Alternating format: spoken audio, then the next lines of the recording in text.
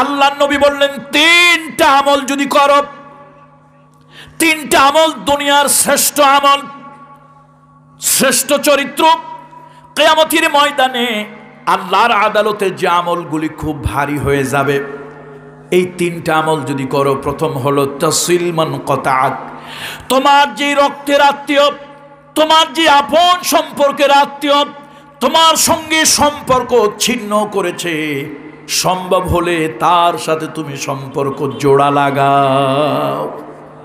কার কথা? রাসূলুল্লাহ সাল্লাল্লাহু আলাইহি ওয়াসাল্লামের কথা। তার সঙ্গে সম্পর্ক জোড়া লাগাও। তার কারণ হলো রক্তের সম্পর্ক ছিন্ন করিও না, আল্লাহ পছন্দ করেন না। আত্মীয়তার সম্পর্ক ছিন্ন করিও না, পছন্দ করেন না। ও পর্দালের মহিলাদেরকে বলি, মায়েরা বোনেরা, মাগো ইসলামে কথা বলে নাই আপনার ঘরে যা ধন দৌলত আছে সব বের করে আত্মীয় স্বজনকে দিয়ে দেন।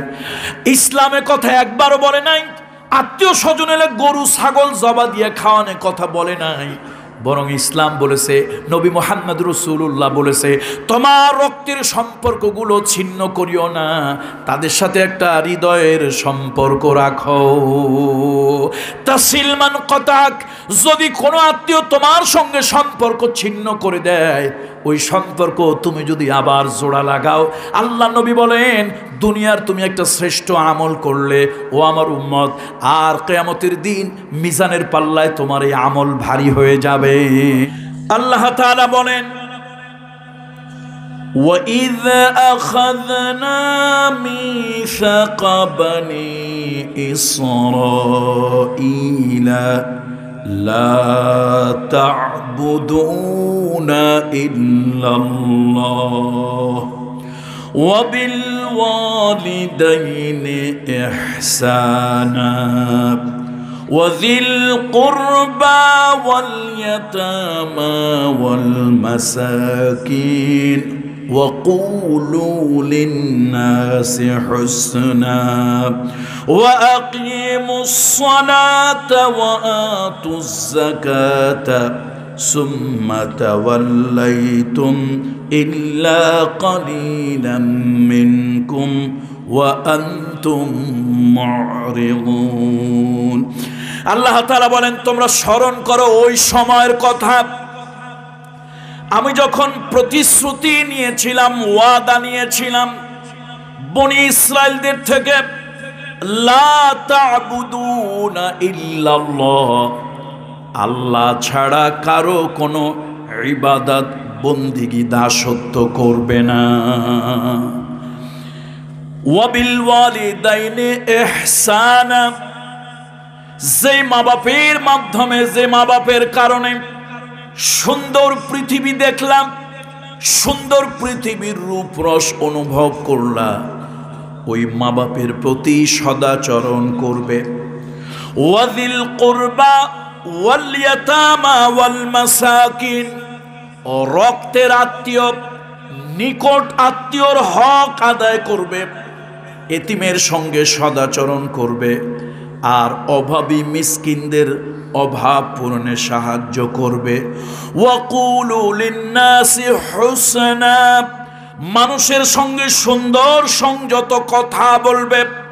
ওয়া আকিমুস সালাত, 5 ওয়াক্ত সালাত, ফরজ সালাত আদায় করবে।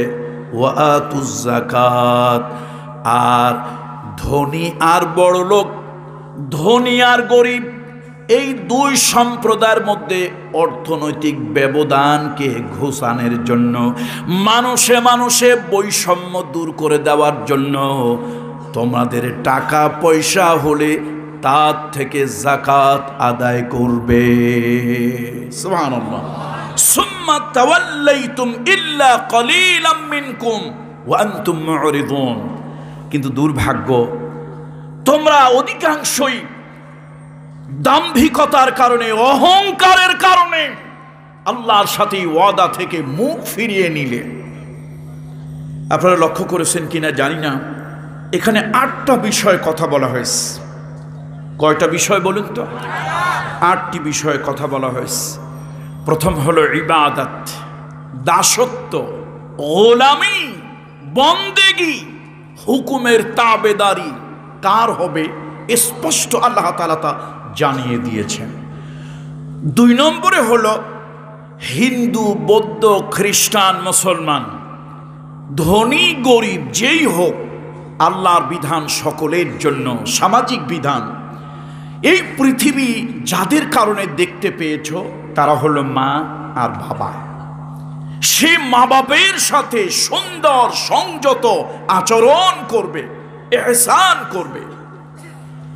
এরপরে মানুষ, তার কিছু সামাজিক বন্ধন আছে, রক্তের বন্ধন আছে, নারীর সম্পর্ক আছে। ওই সম্পর্কগুলো ছিন্ন করা যাবে না।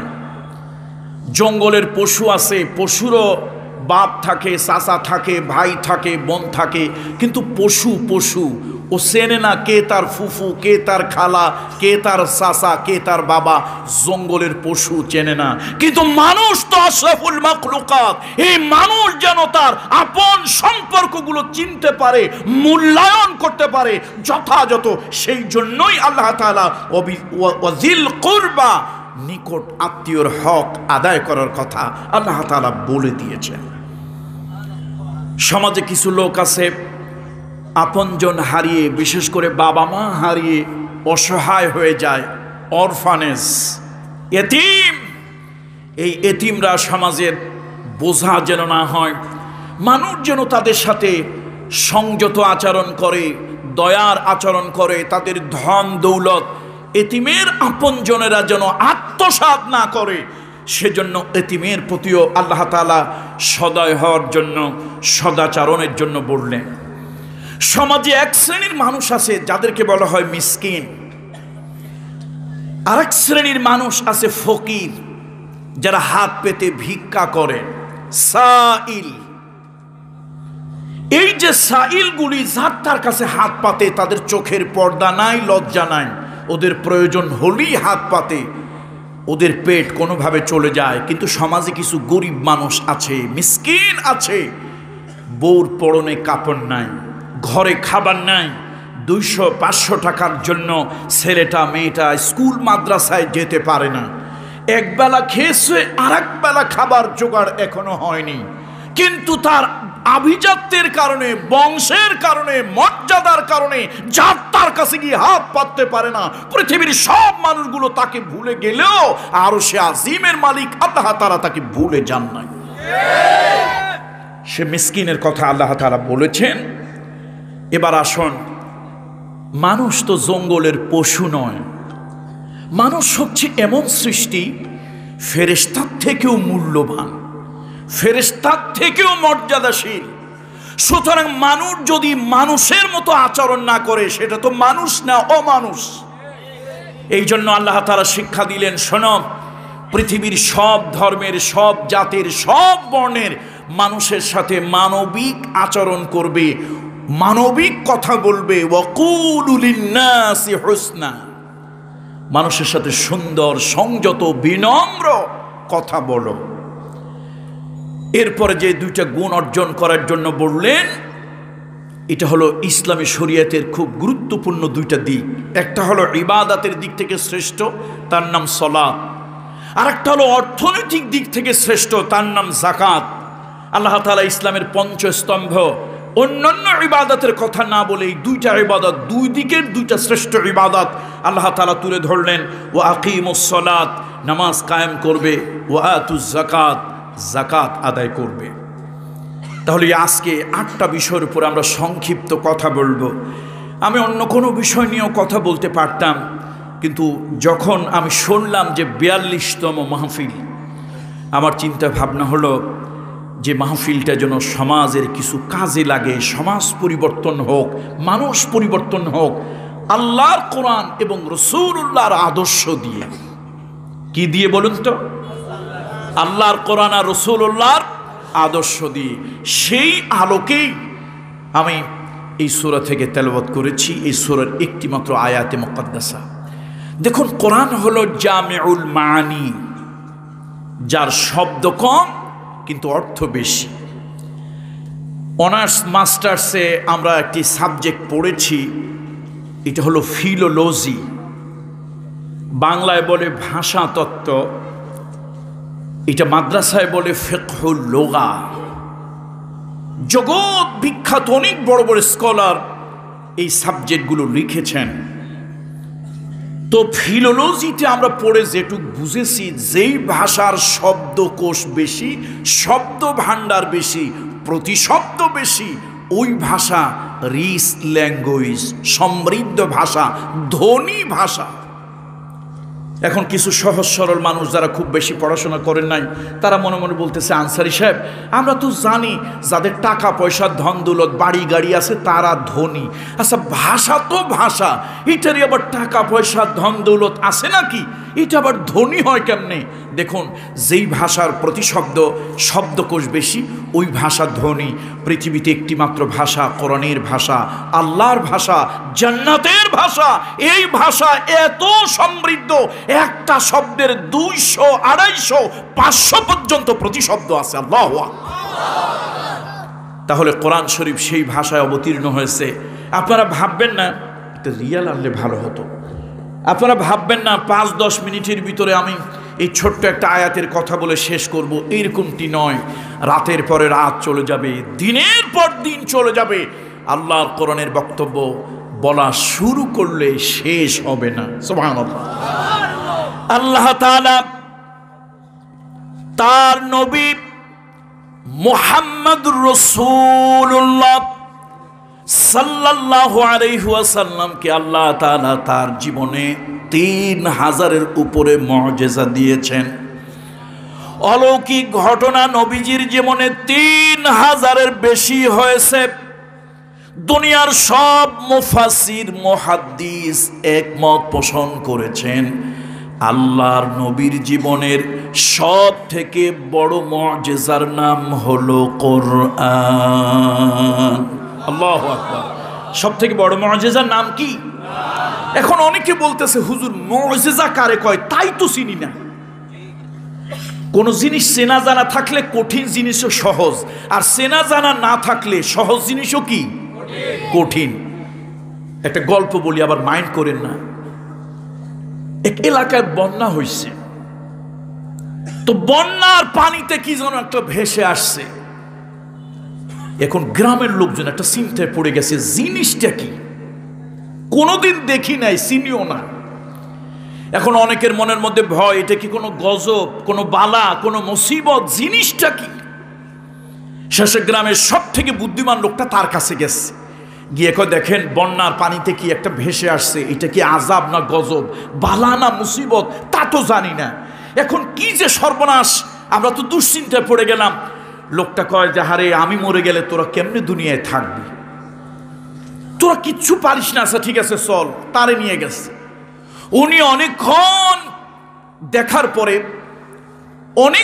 দেখার পরে প্রথমে তিনি হাসলেন, এরপরে কাঁদলেন।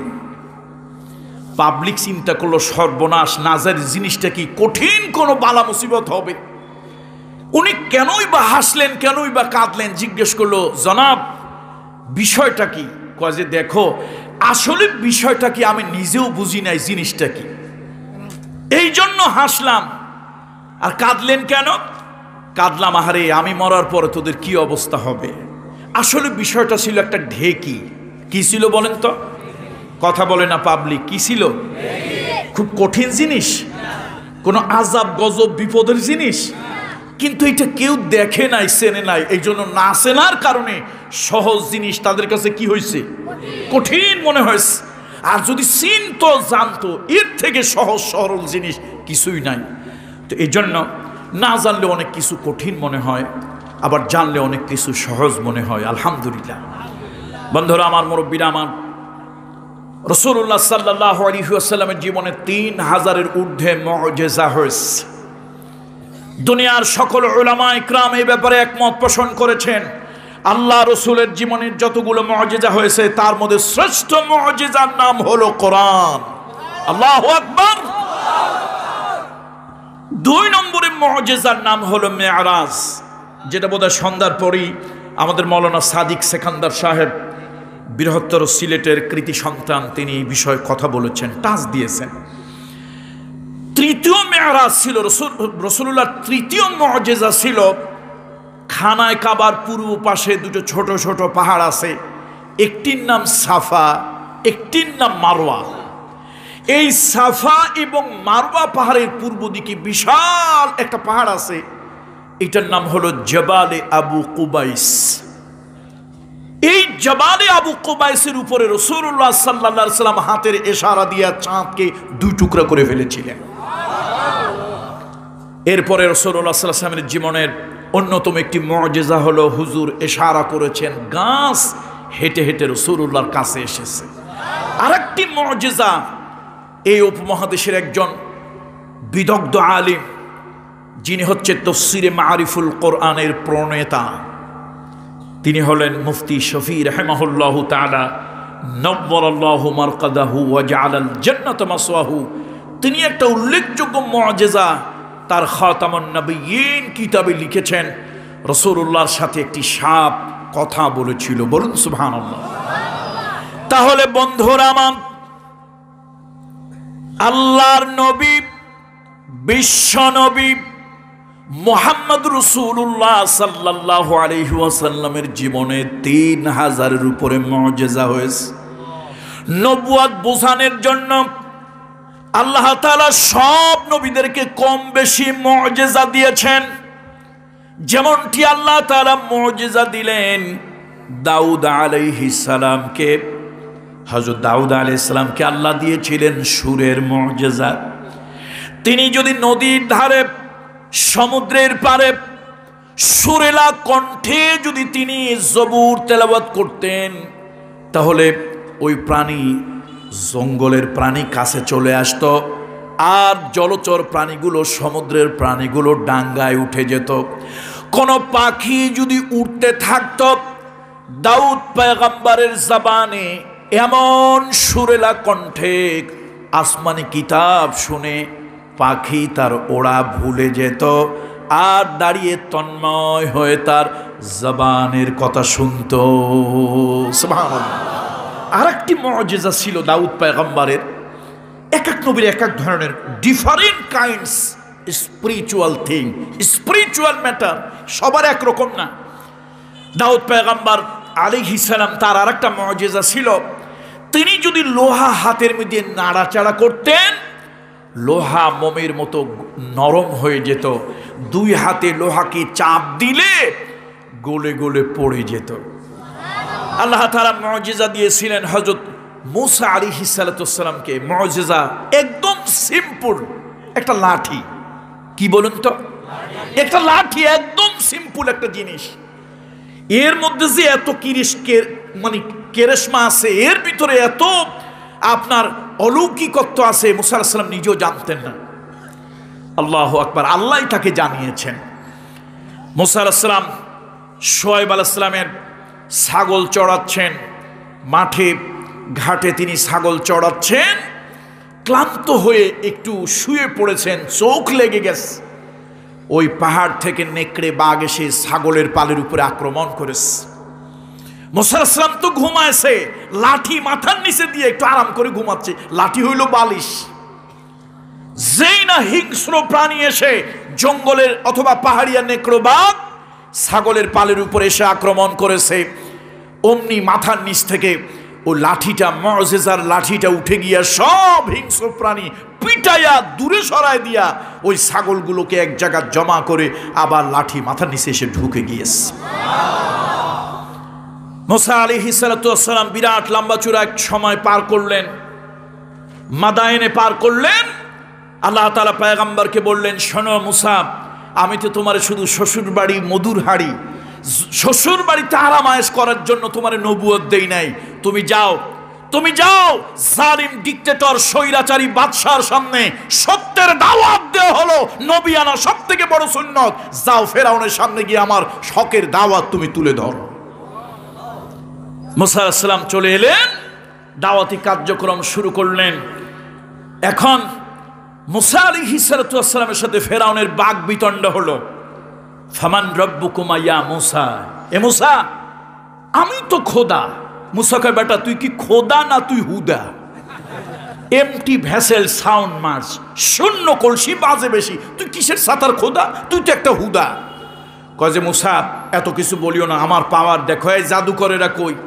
জাদুকরেরা এবার তাদেরকে হুকুম দিল, জাদু মন্ত্র পুতো করে তারা বাঘ, সিংহ, ভাল্লুক তৈরি করলো। মুসা আলাইহিস সালাম মানবিক কারণে কিছুটা ভয় পাচ্ছিলেন।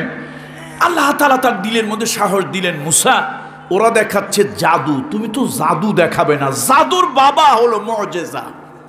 জাদুর বাবা কি? বড় বাবা। মুসা ওরা জাদু দেখাচ্ছে, ভেলকি, জাদুর নাম হলো ভেলকিবাজি, ধোকাবাজি, হিপোক্রেসি, ধান্দাবাজি, মিথ্যা।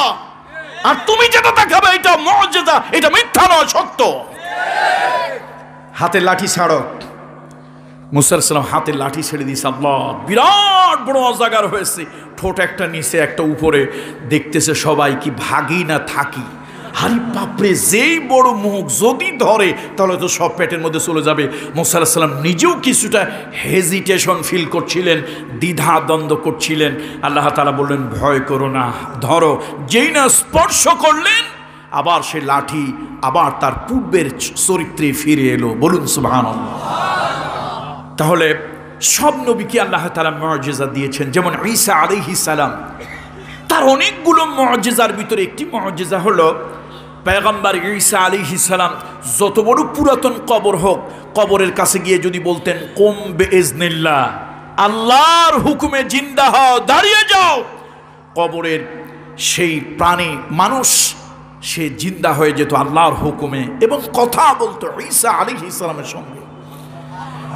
হযরত ঈসা আলাইহিস সালাম কোন জন্মান্ধ, কোন কুষ্ঠরোগীর গায়ে হাত বুলিয়ে দিলে ভালো হয়ে যেত, চক্ষুষ্মান হয়ে যেত। এটা ছিল তার মুআজিজা। বন্ধুরা আমার, মুরব্বীরা আমার নবী, আপনার নবী, আখিরি নবী মুহাম্মদুর রাসূলুল্লাহ সাল্লাল্লাহু আলাইহি ওয়াসাল্লাম, আল্লাহ তাআলা তাকে 3000-এর উপরে মুআজিজা দিয়েছেন। কোন কোন ব্যক্তিরা বলেন ৭৬,০০০ মুআজিজা রাসূলুল্লাহর জীবনে হয়েছিল। তবে এটা হলো সঠিক কথা, 3000-এর উপরে মুআজিজা নবীজির জীবনে হয়েছে। প্রথম মুআজিজার নাম হলো কোরআন। দ্বিতীয় মুআজিজা হলো এই ধূলির ধরা, এই ভূমণ্ডল, এই ভূমণ্ডলে মধ্যাকর্ষণ শক্তি পাড়ি দিয়া আল্লাহর নবী বোরাকে চড়ে সপ্ত আসমানে গিয়েছিল। দুনিয়ার মানুষ এই ধারণা কারো ছিল না। বিজ্ঞানীরা রকেট আবিষ্কার করলো গতকালকে, গত পরশুদিন। আর 1450 বছর আগে আমার নবী মুহাম্মদুর রাসূলুল্লাহ মেরাজে গিয়ে দুনিয়ার মানুষের ব্রেনের ভিতরে ঢুকায় দিলেন, এই মানুষ নবমণ্ডল, ভূমণ্ডল থেকে নবমণ্ডলে যেতে পারে। আল্লাহু আকবার। দ্রুতগামী বাহনে করে যেতে পারে, বিশেষ পোশাক পরে যেতে পারে। নবীজি যখন বাবে উম্মে হানি থেকে আল্লাহর হাবিব যখন মেরাজে গিয়েছিলেন, বোরাকে নেওয়া হয়েছিল, একটি বিশেষ ধরনের বাহন, হুজুরকে বিশেষ পোশাক পরানো হয়েছিল, আল্লাহর হাবিবের সিনা সাক হয়েছিল। তাহলে বোঝা গেল মেরাজ হলো তার জীবনের একটা অন্যতম মুআজিজা। আর একটা মুআজিজা, নবীজি একবার হযরত ওমর রাদিয়াল্লাহু তাআলা আনহু থেকে কিছু লোকজন নিয়ে এক এলাকা দিয়ে, এক মহল্লা, এক পাড়া, আরবিতে বলে হারা, আমরা বলি পাড়া, মহল্লা, এক মহল্লার পাশ দিয়ে যাচ্ছে। ওই মহল্লার একটি লোক একটা গুঁইসাপ, গোসাপ, এদের পিটায় পিটায় মারতেছে। কিছু লোক আছে আলেম ওলামা, হুজুর দেখলে এদের গায়ে কিছু চুলকানি হয়। এ দুনিয়ার সব জায়গায় সবখানে আছে, দুনিয়ার কারো কথা বাঁকা লাগে না, আলেম ওলামা কথা বললেই ওইটা বাঁকা লাগে। এরকম কিছু লোকজন আছে না? জিজ্ঞেস করা হয়েছিল ময়নাকে, ময়না তুমি খাসায় বন্দি কেন? বন্দি থাকার কথা তো কাক, ওর স্বভাব খারাপ, এর সাবান চুরি করে, ওর মুরগির বাচ্চা, হাঁসের বাচ্চা চুরি করে, ওর না থাকার দরকার ছিল এই খাসার ভিতরে, ও তো ধূর্ত, ও খাসার ভিতরে নাই, তুমি কেন খাসার ভিতরে? ময়না কয় ভাই আসলে কাকেরই, কাক না কাউয়া, কি বলেন আপনারা? ওরই থাকার কথা ছিল খাসার ভিতরে, কিন্তু ও তো কথা বলতে পারে না। আমি কথা বলতে পারি, এটা আমার অপরাধ, এই জন্যই আমাকে খাসায় ঢুকানো হয়। আমি গেছি গোটা পৃথিবীর ভিতরে হকের পক্ষে যারা কথা বলে, ন্যায়ের পক্ষে যারা কথা বলে, সত্যের পক্ষে যারা কথা বলে, তাগুতের বিরুদ্ধে যারা কথা বলে, পৃথিবীর জালিম ডিক্টেটর স্বৈরাচারীরা তাদেরকে খাসার ভিতরে বন্দী করে। এটাই হলো পৃথিবীর নিয়ম। এরকম কিছু লোক আছে যাদের আলেম ওলামাদের কথা, হক কথা শুনলেই একটু চুলকাবে, বরং ইমানের ল্যাবরেটরিতে নিয়ে তাদেরকে টেস্ট করা দরকার যে এই রক্তগুলো কিসের রক্ত।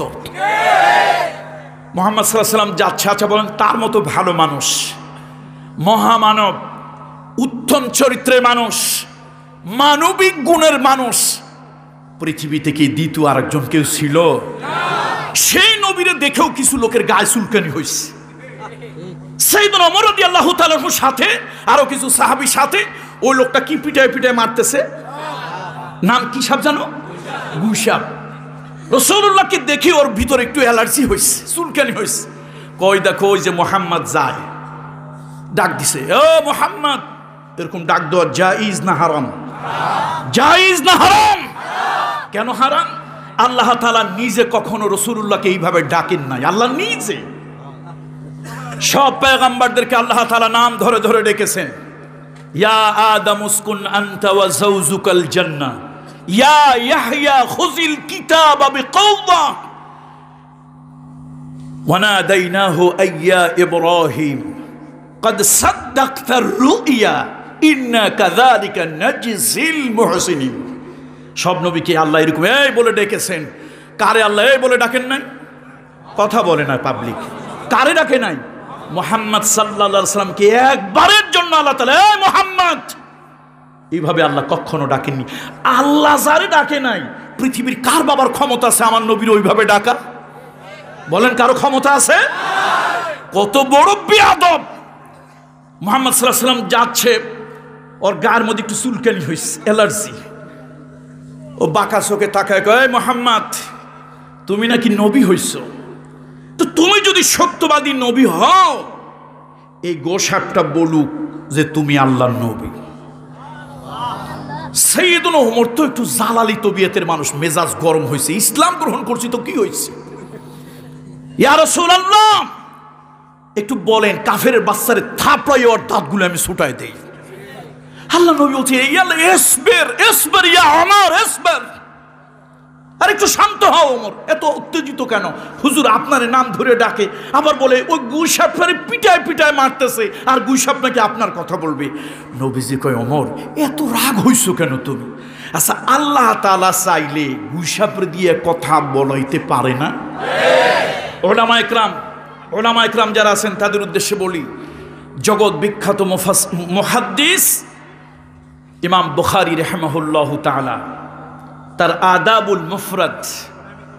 আদাবুল মুফরাদের ভিতরে ইমাম বুখারী তুলে ধরেছেন, 3টা দুধের বাচ্চা 3 বার কথা বলে 3 জন মানুষের চরিত্র হেফাজত করছে। একটি ছোট্ট মাসুম বাচ্চা ইউসুফ আলাইহিস সালামকে যখন একজন মহিলা ষড়যন্ত্র করে প্রেম নিবেদন করেছিল, নবীর চরিত্র পাহাড় টলানো যায়, কিন্তু পয়গম্বর ইউসুফ আলাইহিস সালামের চরিত্রে কোনো কলঙ্ক লাগানো যায় নাই।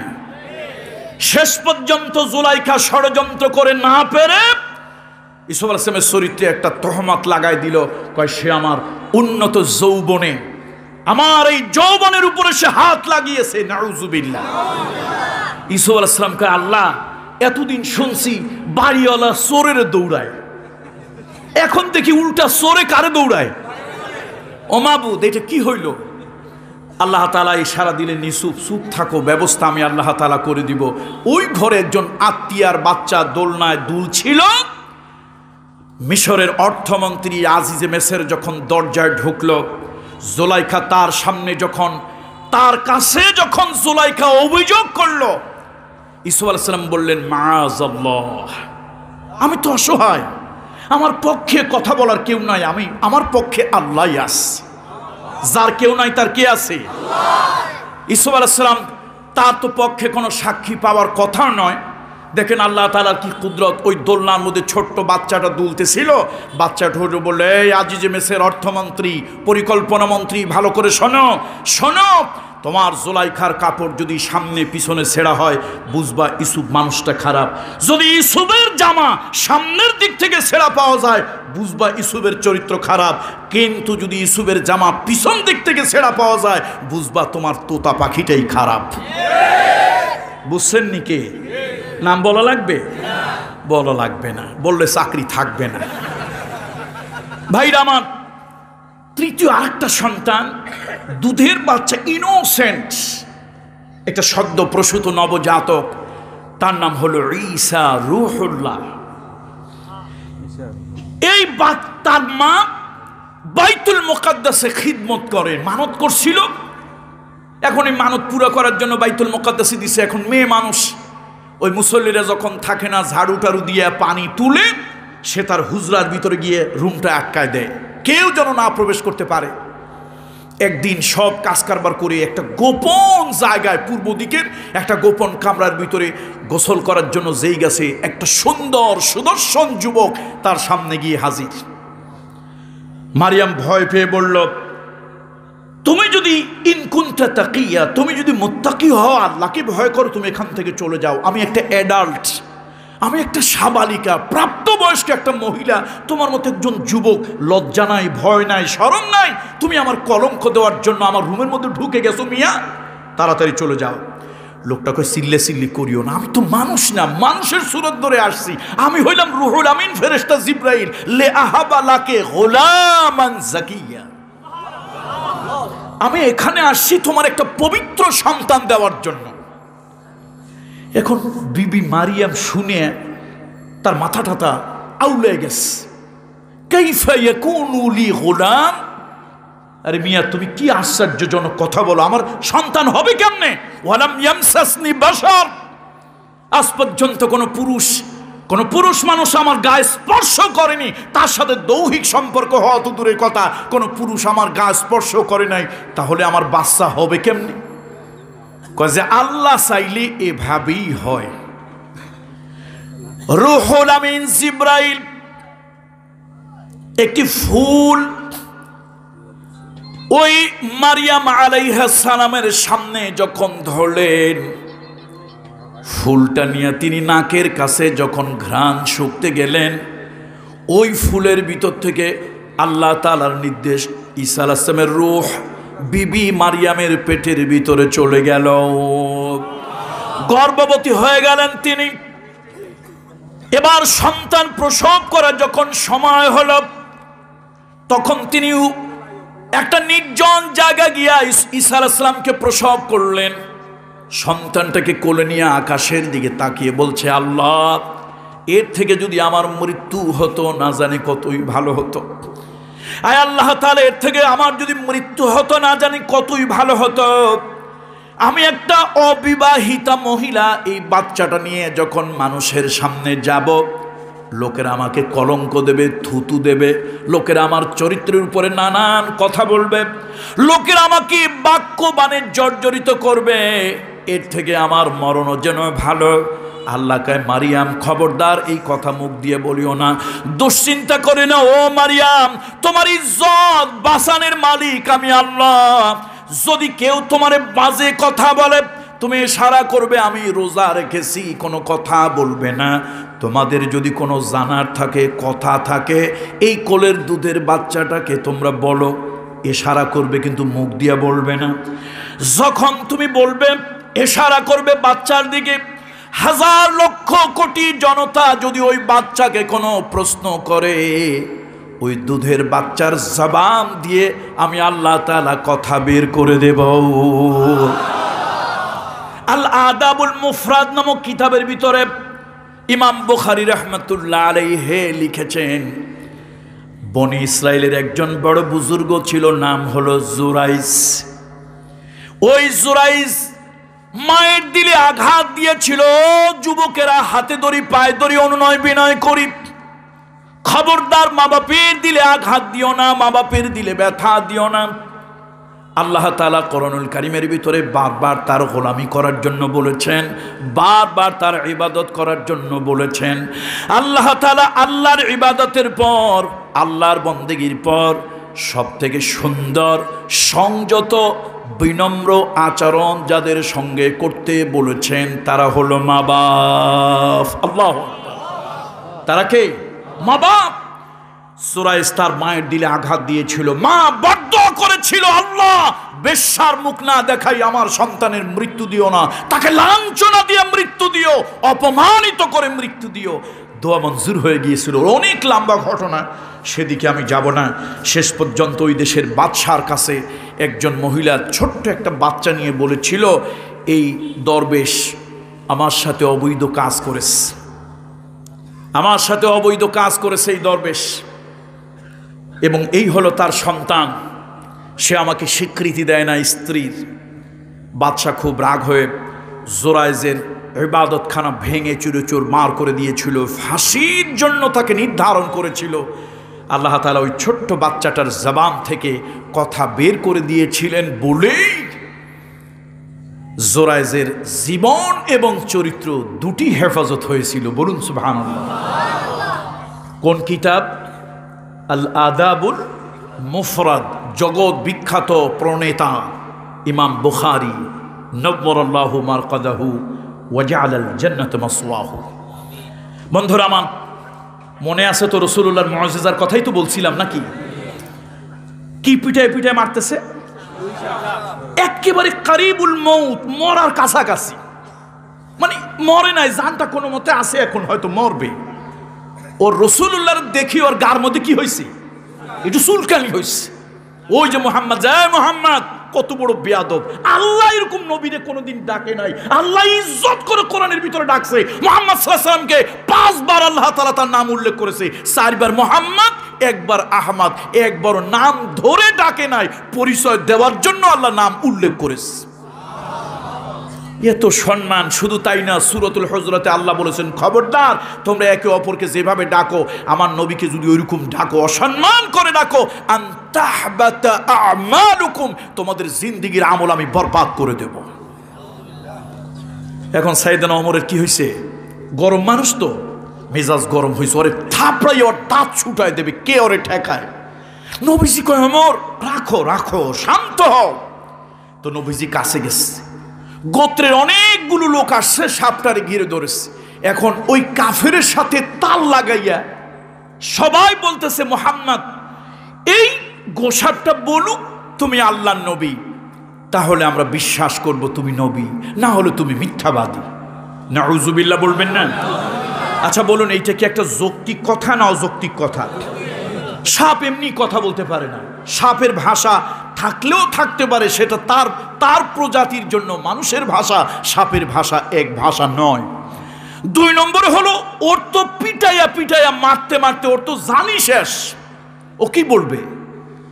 নবীজি খুব শান্ত হয়ে বললেন, ওমর আমি তো নিজে নবী দাবি করি না, আল্লাহ তাআলা আমাকে নবুয়ত দিয়েছেন, সুতরাং আল্লাহ তাআলা চাইলে এই প্রাণীটাকে দিয়েও আল্লাহ তাআলা কথা বলাতে পারেন।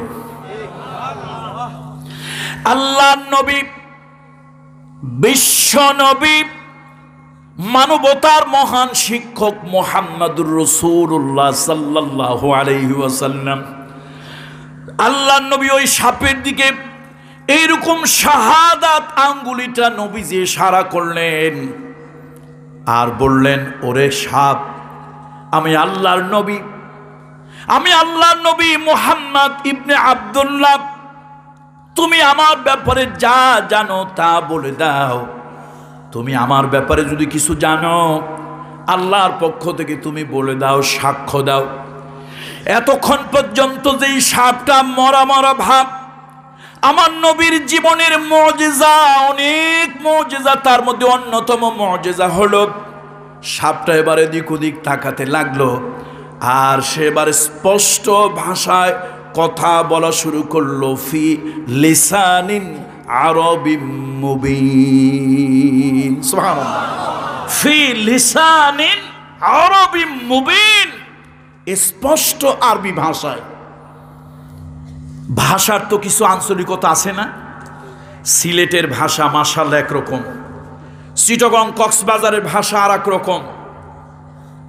ভাষার আঞ্চলিকতা এক অঞ্চলের লোক আর এক অঞ্চলের বোঝেন। আমার জীবনে প্রথম ছাত্র জীবনে আমি যখন কক্সবাজার গেলাম মাহফিলে, আমার আগে মদিনা ইউনিভার্সিটিতে পড়ুয়া একজন লোক, বাংলাদেশের একটা প্রসিদ্ধ মাদ্রাসার তিনি প্রিন্সিপাল ছিলেন, উনি ৪৫ মিনিট আমার আগে ওয়াজ করছে। আমি তার ওয়াজের ৪টে জিনিস বুঝছি: রব, ইলা, মুসা, ফেরাউন। মানে আঞ্চলিক ভাষায় বলছে, আমি কিচ্ছু বুঝি নাই।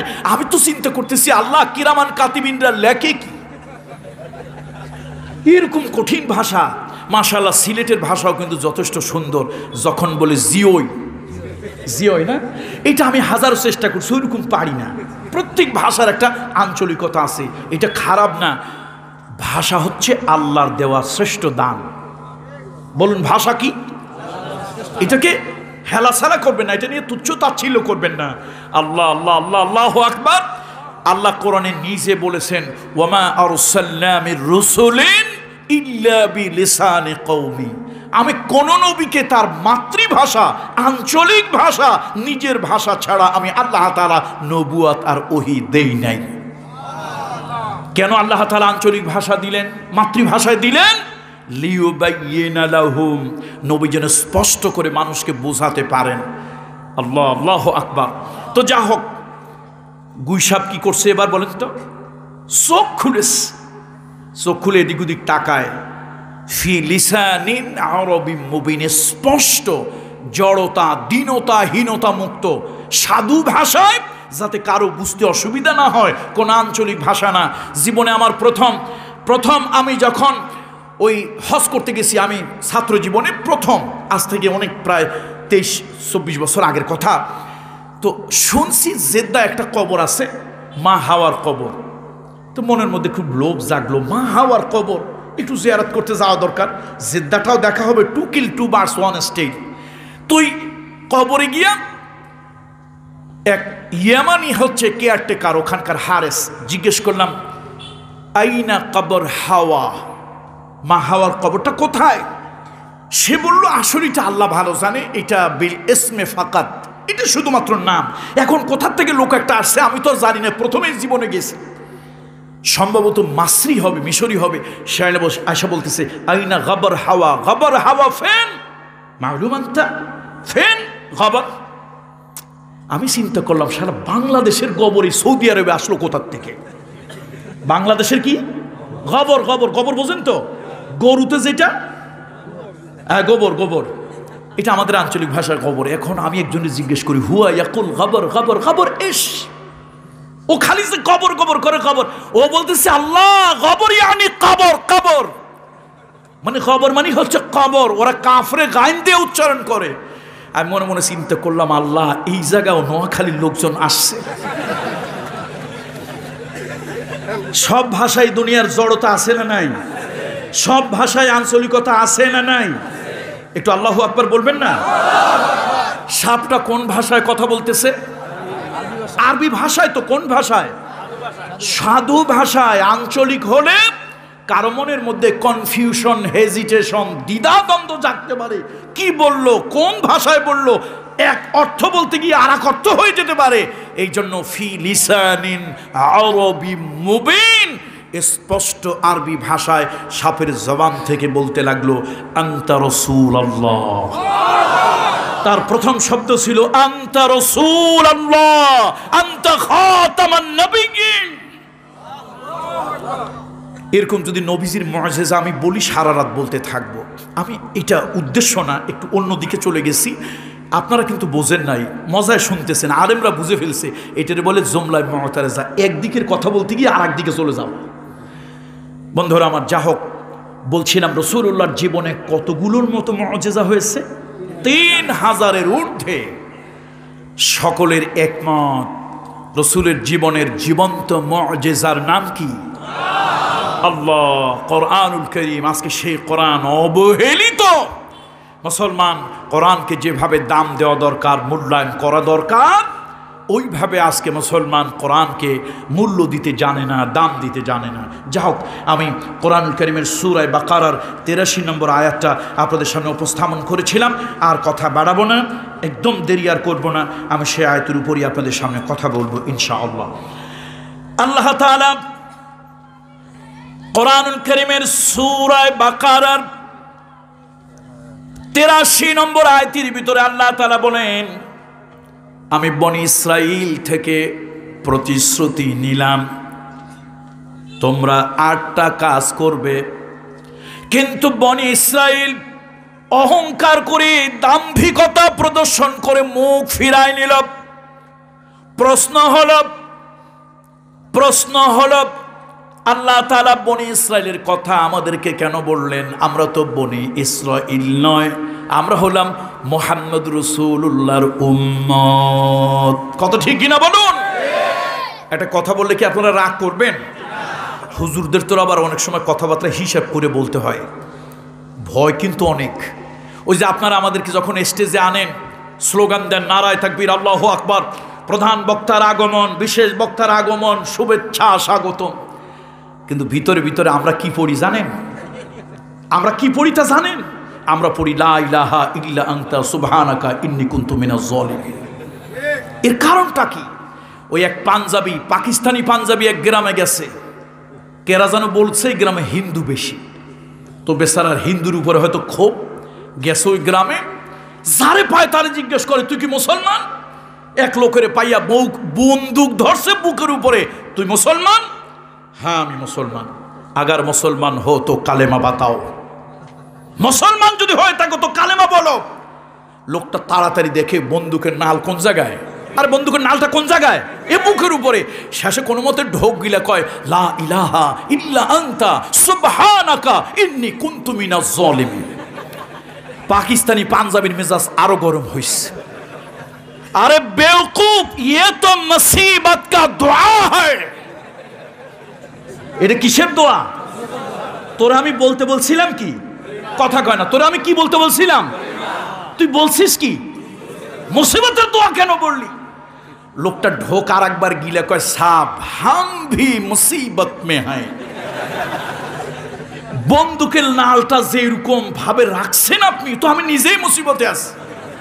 হাসার কথার জন্য বলি নাই ভাই, হাসানের জন্য, কৌতুকের জন্য বলি নাই, কৌতুকের জন্য বলি নাই। বাস্তব, আপনার মসজিদের খতিব সাহেব যদি কোরআনের আয়াত উদ্ধৃতি দিয়ে এত নম্বর সূরা, এত নম্বর আয়াত, তিরমিজি শরীফ, নাসাই শরীফ, ইবনে মাজাহ শরীফ, বুখারী শরীফ, আবু দাউদ শরীফ, মুসলিম শরীফের এত নম্বর হাদিসের ইবারত পরে যদি অর্থ করে, ওইটা যদি আপনার রাজনৈতিক চিন্তা চেতনার বাহিরভূত হয়, আপনি ইমামকে পিটাইয়া মসজিদের মিনার থেকে, মেহরাব থেকে নামাইতে দ্বিধাবোধ করেন না। তো সুতরাং যেই মুসলমানেরা স্বার্থ যতক্ষণ পর্যন্ত আছে, নিজের চিন্তা চেতনা যতক্ষণ আছে, ততক্ষণ ইমাম আর খতিবের কথা মানে। আল্লাহর কথা যত শক্ত হোক, নবীজির কথা যত শক্ত হোক, কোরআন হাদিসের উদ্ধৃতি দলিল দিয়া যতই বলুক, তার রাজনৈতিক চিন্তা চেতনার বাহিরে গেলে যে মুসলমান ইমামকে পিটায় মসজিদ থেকে বের করতে দ্বিধা করে না, ওই মুসলমানের কাছে যতই স্লোগান দেন ইন্না লিল্লাহ পড়া ছাড়া স্টেজে আমরা উঠি না। এটাই বাস্তবতা, এটাই বাস্তবতা। বন্ধুরা আমার, প্রশ্ন হলো বনি ইসরাইলরে আল্লাহ কেন বললেন? আমরা তো বনি ইসরাইল না, আমরা কি উম্মতে মুহাম্মাদী, আমাদের কেন? এর কারণটা কি জানেন? বনি ইসরাইলের সাথে আমাদের উম্মতে মুহাম্মাদীর অনেক মিল আছে, কারো কারো ইল্লা মাশাআল্লাহ।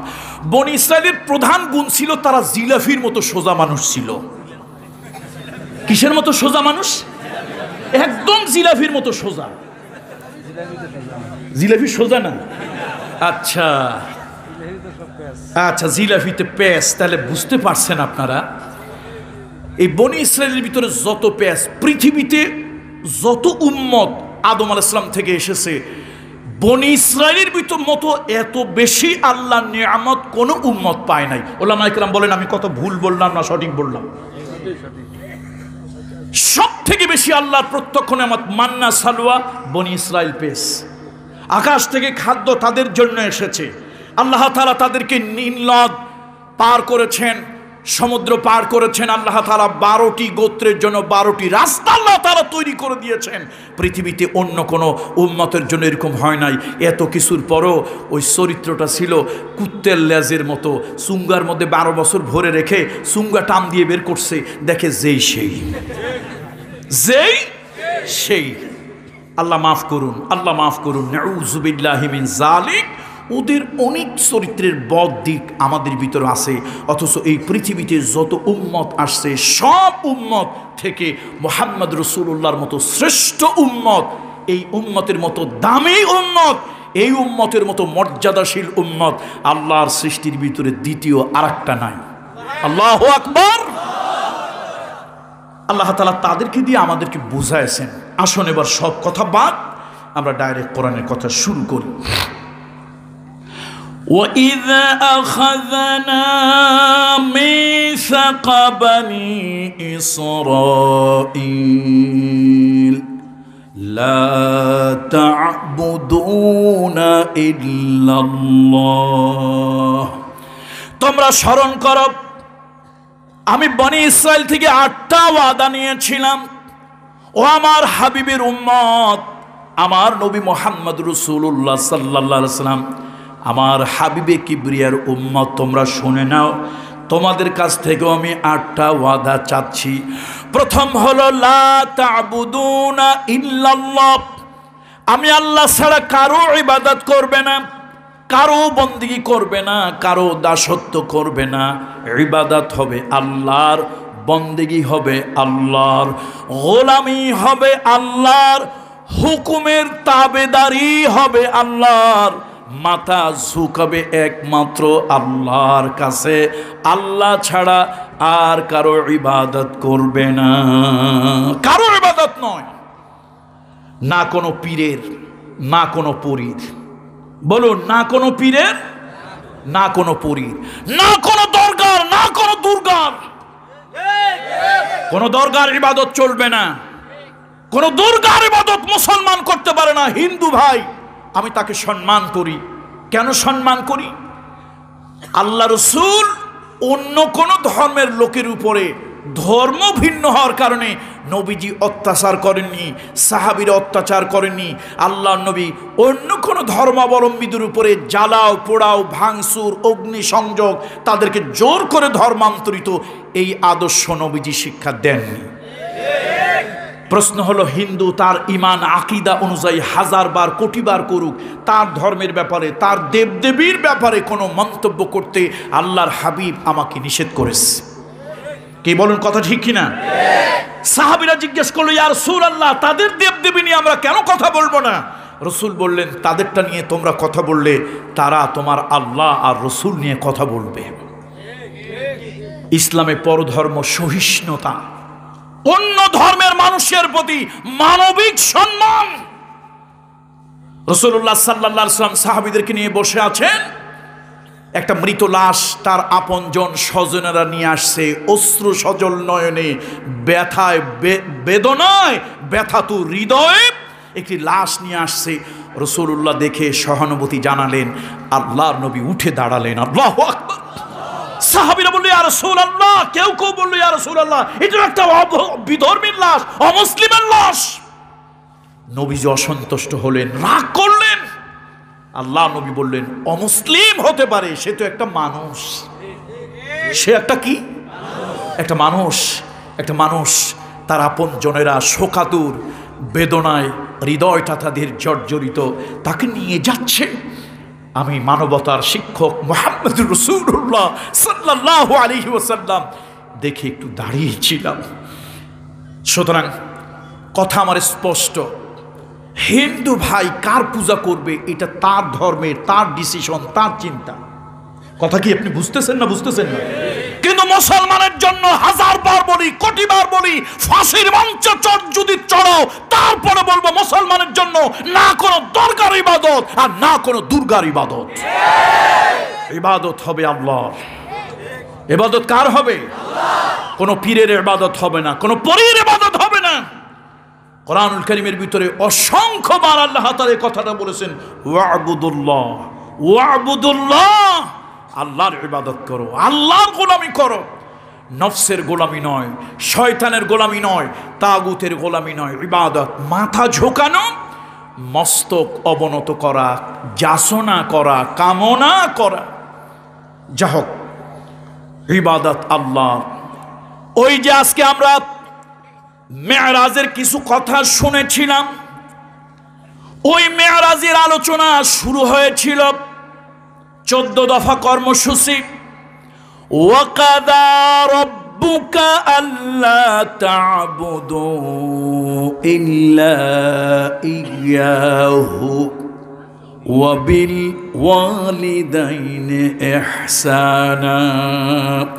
তোমার প্রভুর বিধান হলো, তোমার প্রভুর আইন হলো, ইবাদত করবে, বন্দি করবে, দাসত্ব করবে, মাথা ঝুঁকাবে, হুকুমের তাবেদারি করবে, গোলামি করবে একমাত্র কেবলমাত্র শুধুমাত্র আল্লাহ। কি দুর্ভাগ্য, আজকে মুসলমান কচ্ছপের ইবাদত করে। নিজের চোখে দেখেছি কোনো এক মাজারে কচ্ছপের কদমবুসি করে, আবার এক জায়গা গিয়ে দেখলাম কুমিরের কাছে মানত করে। আরে মুসলমান, তুমিও মুসলমান, তোমার জন্য গজার মাছের পূজা নয়, তোমার জন্য কচ্ছপের পূজা নয়, তোমার জন্য কোনো মাজারের কবরের পূজা নয়। তুমি যদি মাথা ঝোঁকাতে চাও, সিজদা যদি দিতে চাও, কোনো কামনা বাসনা পূর্ণের জন্য হাত পাততে চাও, আল্লাহর কাছে শুধুমাত্র। শুধুমাত্র কার কাছে? আল্লাহ ছাড়া আর কারো কাছে নয়। এই জন্য পর্দা আলের মা এবং বোনদেরকে বলবো, মা গো, আল্লাহর ইবাদত করবেন। মা, আপনার কি দরকার, কি দরকার আপনার বলুন তো, যেটা আল্লাহ দিতে পারবে না? আপনার যদি কোনো কিছু চাওয়ার প্রয়োজনই হয়, কার কাছে চাইবেন? আল্লাহর কাছে চাইলে আল্লাহ কি শোনে না? শোনে না। হযরত ইউনূস আলাইহিস সালামের নাম তো আপনারা শুনেছেন। তিনি একটা জাহাজে চড়ে, নৌকায় চড়ে এলাকা ছেড়ে চলে যাচ্ছিলেন। হঠাৎ করে মাঝ দরিয়ায় তুফান শুরু হলো। ওই জাহাজের ভিতরে, নৌকার ভিতরে একটা লোক বলল, শোনো, এই জাহাজে এমন একটা লোক আছে যে নাকি তার মনিবের বিনা পারমিশনে পালিয়ে যাচ্ছে। ওই লোকটাকে যদি ফেলে দাও তাহলে তোমরা এই বিপদ থেকে মুক্ত হয়ে যাবে। এখন এতগুলা লোক একটা জাহাজের ভিতরে, নৌকার ভিতরে, বিশাল বড় নৌকা, কে গোলাম? তারপরে কাউকে গোলাম হিসেবে ট্রেস করা গেল না, সব যাত্রীদের নাম ঠিকানা লিখে লটারি টানা হলো। আল্লাহু আকবার। ফিআলুল হাকিমে লা ইয়াখলু আনিল হিকমা। আল্লাহ কি কুদরত। ইউনূস আলাইহিস সালামের নাম উঠে গেছে। কার নাম উঠছে ভাই? এখন ইউনূস আলাইহিস সালাম দাঁড়িয়েছে, লোকেরা বলল, না, phase is index of mind. মানুষের চেহারা দেখলে বোঝা যায় লোকটা কেমন, অপরাধী না নিষ্পাপ। এখন ইউনূস আলাইহিস সালামের চেহারা দেখে লোকরা কয়, আমাদের লটারিতে ভুল হয়েছে, এরকম একটা চেহারা, ছবি, সুন্দর, ভালো মানুষ, বুজুর্গ মানুষ, এই লোকটা পালায় আসছে, পালাতক গোলাম হতেই পারে না, লটারি ভুল হয়েছে। ইউনূস আলাইহিস সালামের দিলে কিন্তু খবর হয়ে গেছে, নিশ্চয়ই এটা আল্লাহরই কুদরত। দ্বিতীয়বার লটারি টানা হলো ইউনূস আলাইহিস সালামের নাম, তৃতীয়বার তার নাম। এবার সকলে সিদ্ধান্ত নিল, ডিটারমাইন্ড হলো ইউনূস আলাইহিস সালামকে ফেলে দেবে। আমার বন্ধুরা, মুরব্বীরা, পর্দালের মায়েরা ভালো করে শোনো, আমার পর্দালের বোনেরা ভালো করে শোনো। মা গো, কার ইবাদত করবে? কামরুল ইসলাম সাঈদ নিজেও একজন পীর, বাপেও পীর। কোন পীরের ইবাদত তুমি করবে না, কোন পীরের ইবাদত করবে না, কোন দরগার ইবাদত তুমি করবে না, কোন মানুষের ইবাদত তুমি করবে না। তোমার যা ইবাদত তুমি একমাত্র আল্লাহ তাআলার করবে, আর কারো নয়। হযরত ইউনূস আলাইহিস সালাম, তাকে দরিয়ার মধ্যে ফেলে দেওয়া হলো। বিশাল বড় ঢেউয়ের মধ্যে তিনি ভেসে বেড়াচ্ছেন। অনেক বড় একটা নীল তিমি মাছ তাকে গিলে খেয়ে ফেলল। মাছের পেটের মধ্যে তিনি ঢুকে গেলেন। মাছ আধার খাওয়ার পরে সমুদ্রের নিচে গিয়ে মাছ বিশ্রাম করছিল। রাতের বেলার অন্ধকার, মাছের পেটের অন্ধকার, সমুদ্রের নিচের অন্ধকার, তিনটা অন্ধকারের ভিতরে ইউনূস আলাইহিস সালাম পড়ে আছে। হঠাৎ তিনি শুনতে পারলেন সমুদ্রের নিচে যত নুড়ি কুড়ি, শ্যাওলা শ্যাওবাল, শামুক ঝিনুকগুলি আল্লাহ নামের জিকির করছে। ইউনূস আলাইহিস সালামের কান সজাগ হলো। ইউনূস আলাইহিস সালাম চিন্তা করলেন, আমি যদি এই জায়গায় 1000 বার 1,00,000 বার যদি চিৎকার করি, কেউ আমার ডাক শুনবে না। পৃথিবীর কেউ আমাকে এই জায়গা থেকে উদ্ধার করতে পারবে না, বাঁচাতে পারবে না। আর ওই যুগে এমন কোনো সায়েন্টিফিক ইকুইপমেন্ট, কোনো বৈজ্ঞানিক যন্ত্রপাতি আবিষ্কার হয় নাই যেই যন্ত্র দিয়া বিশাল বড় নীলতিমি মাছের পেট থেকে ইউনূস পয়গম্বরকে বের করা যাবে। ইউনূস আলাইহিস সালাম সিদ্ধান্ত নিলেন, আমাকে এই জায়গা থেকে একজন এক জাতে পাক উদ্ধার করতে পারবেন। ওই জাতে পাকের নাম হলো আল্লাহ। ইউনূস আলাইহিস সালাম মাছের পেটের ভিতরে তিনি জপতে শুরু করলেন। ওয়াজ্জান্নুন ইয যাহাবা মুগাযিবান ফাযান্না আল্লান নাকদিরা আলাইহি ফানাদাহু ফিজ যুলুমাতি আল্লা ইলাহা ইল্লা আনতা সুবহানাকা ইন্নী কুনতু মিনাজ জালিমিন। আমার বন্ধুরা, ও পর্দার মা গো, কলিজার টুকরা মেয়েরা, ভালো করে শুনুন। ইউনূস আলাইহিস সালামের এই ডাক আল্লাহ তাআলার আরশে আজিমে চলে গেল। আল্লাহ তাআলা আরশে আজিম থেকে এই ডাক শুনলেন। তাফসীরে 31 নম্বর সূরা, সূরাটার নাম হলো লোকমান। এই সূরার তাফসীরে দেখেছি, একটা গাছের পাতাও যদি বৃন্তচ্যুত হয়ে জমিনে খসে পড়ে, আল্লাহ তাআলা আরশে আজিমে থেকে ওইটা শুনতে পান।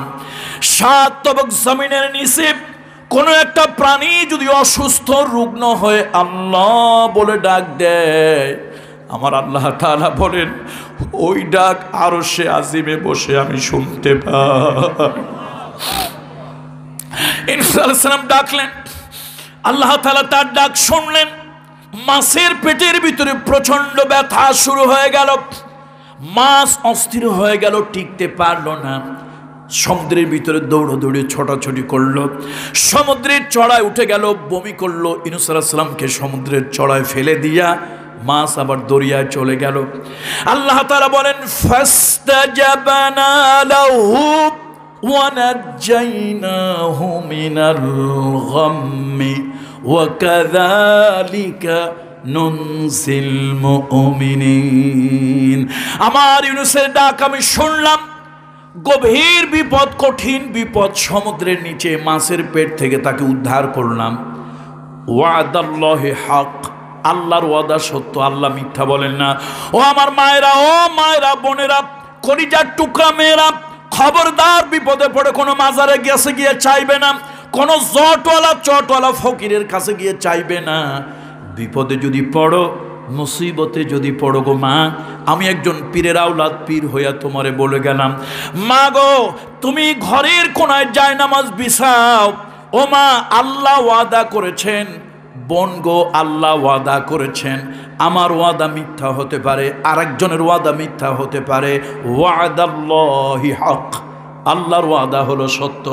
তুমি যদি বিপদে আপদে বালা মুসিবতে, ঘরে শান্তি নাই, উন্নতি নাই, বরকত নাই, যা সমস্যা আছে, জায়নামাজ বিছাও, ঘরের নির্জন নিবৃত কোণে তুমি চোখের পানি ছেড়ে দিয়ে আল্লাহকে বলো। তোমার ডাক দুনিয়ার কোনো মানুষের কানে যদি না যায়, আল্লাহ তাআলা শুনবেন, আর ওই বিপদ থেকে আল্লাহ তোমাকে উদ্ধার করবেন। এই জন্য দোয়াটাও একটা ইবাদত। আদ-দুআউ হুয়াল ইবাদা, আদ-দুআউ হুয়াল ইবাদা। মায়েদেরকে বলবো, আল্লাহর ইবাদত ছাড়া, আল্লাহর বন্দেগী, আল্লাহর দাসত্ব ছাড়া কারো দাসত্ব করব না। রাজি আছি? বলেন যুবকেরা, বলেন রাজি আছি? এবার 2 নম্বরে হলো ওয়াবিল ওয়ালিদাইনি ইহসানা। দেখেন আল্লাহর ইনসাফ দেখেন।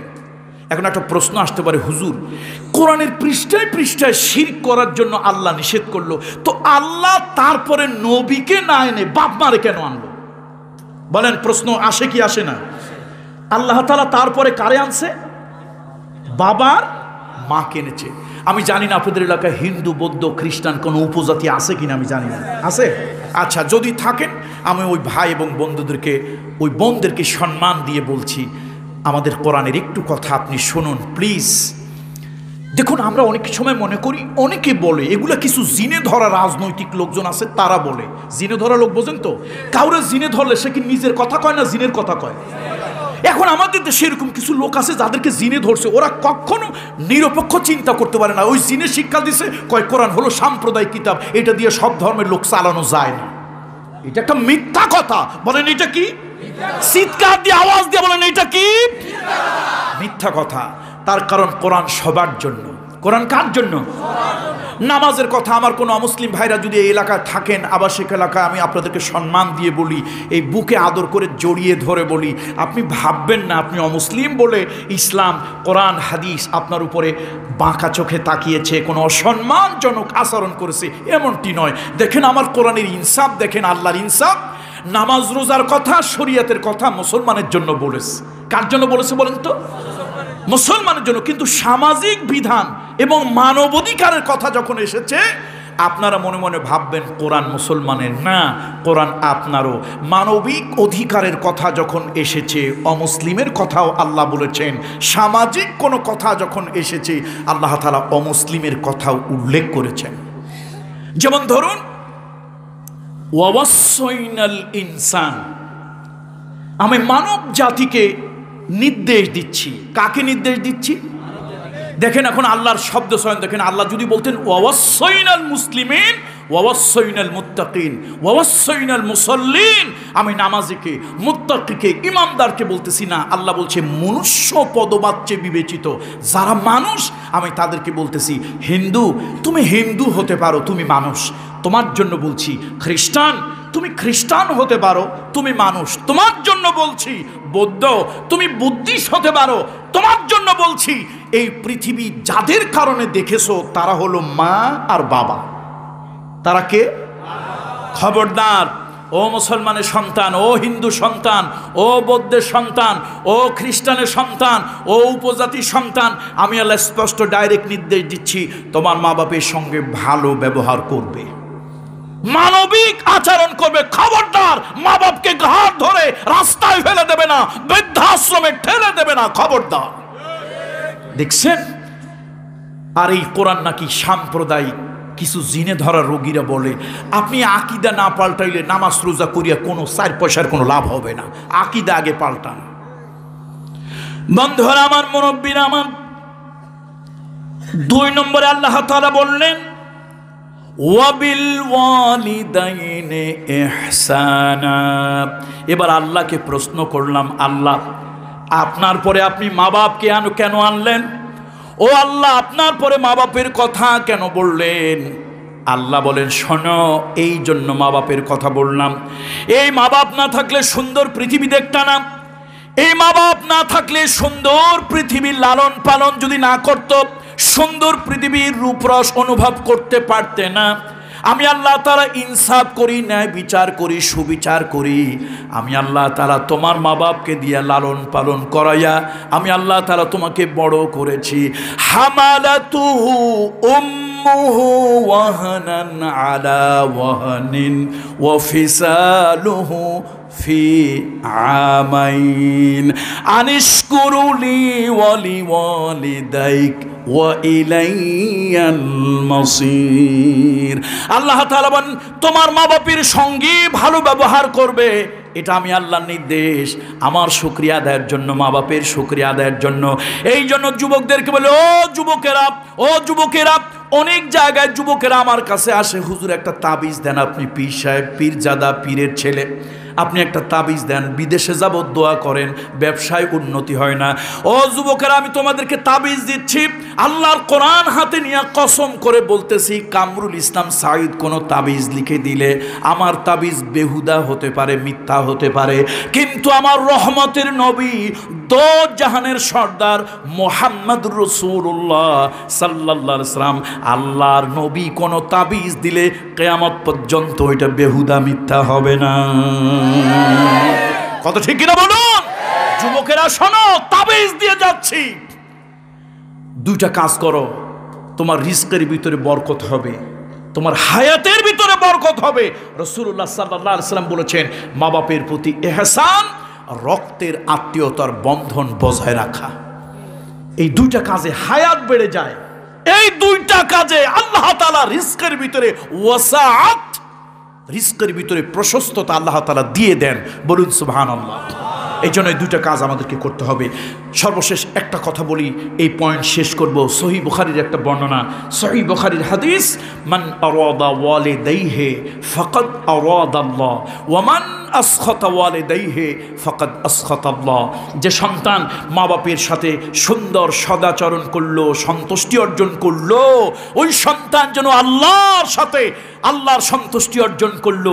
যে সন্তান মা বাপের সঙ্গে নাফরমানি করলো, ওই সন্তান যেন আল্লাহর সাথে নাফরমানি করলো। মা বাপ গরিব হোক, মা বাপ অশিক্ষিত হোক, মা বাপ মূর্খ হোক, এমনকি আল্লাহ না করুন মা বাপ যদি বিধর্মীয় হয়, মা বাপের সাথে দুর্ব্যবহার করা যাবে না। কোরআনের স্পষ্ট বক্তব্য, ওয়াসাহিবুহুমা ফিদ দুনিয়া মারুফা। আপনারা শুনতেছেন তো? রাত বলে একটু বেশি হয়ে গেছে নাকি? শেষ করে দিচ্ছি।